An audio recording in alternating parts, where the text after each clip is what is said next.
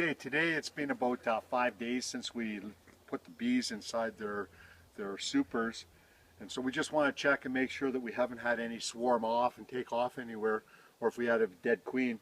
If we have a dead queen, the likelihood is that the bees are just going to take off and swarm off.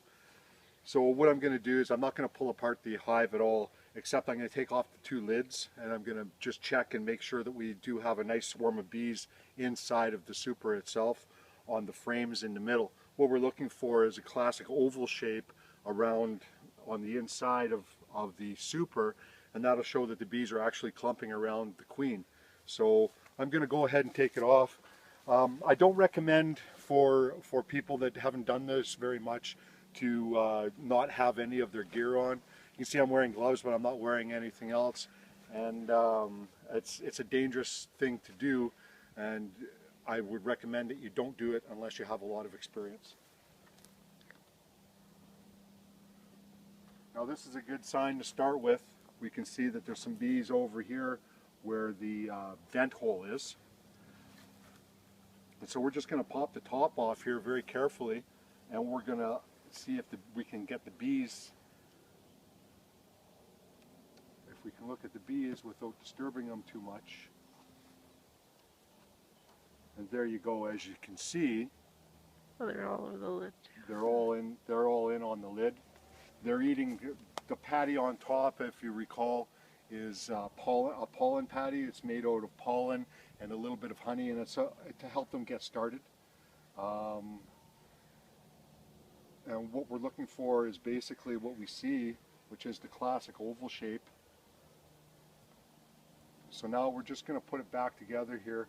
We don't want to get them too upset. See, now they're all pretty excited now. But if we're careful and we're calm, then we shouldn't have too much trouble with the bees. And you can notice there's a lot of bees around. I'm not getting stung. I'm not even getting hassled. It's because I'm staying calm, cool. My pheromones that I'm giving off are just calm. And the bees know me now because I've been here a few times, and they understand that I'm not going to hurt them. Again though, it's not recommended that people just go willy-nilly and start mucking about with the hives without the proper beekeeping equipment on. Hey, you know that guy? The guy that always pushes it a little bit too far? Well, I'm that guy. So we're just going to check this one. This is a more active hive. The first one we checked was less active. It's been less active all week. Interestingly, it was the last one that we put together, and it was one that went really, really smooth, really fast, but we haven't seen much activity outside of the hive. So the prevailing thought on that would be that because we put it together so efficiently, and they have the food and they have the pollen in there, they're not doing any foraging. They're concentrating on building hive and preparing the queen for making eggs. These two hives here, this one and this one, seem to be more active, a lot more bees moving around and whatnot. And just to push the envelope a little bit, I'm going to go ahead and take the top off this one and make sure that we're in fact queened in this one too.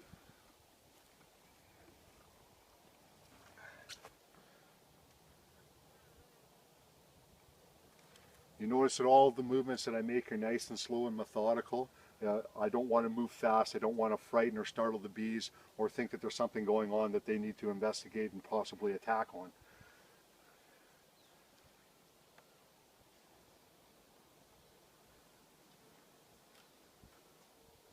Amazing. It's just howling in there. Here, let me get a...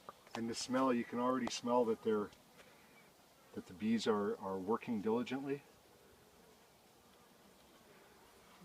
The best likelihood that we can come up with is that the queen is going to be somewhere down in there. Okay, so now I've angered the bees, and they're curious now what's happening and who it is that's hassling them. And you can see they're flying all around me now. Some are landing on me, but again, I'm staying calm, not losing my poop, because if you lose your poop, then the bees are going to notice that, and they're going to get excited and say, why in the heck is this guy so nervous about it?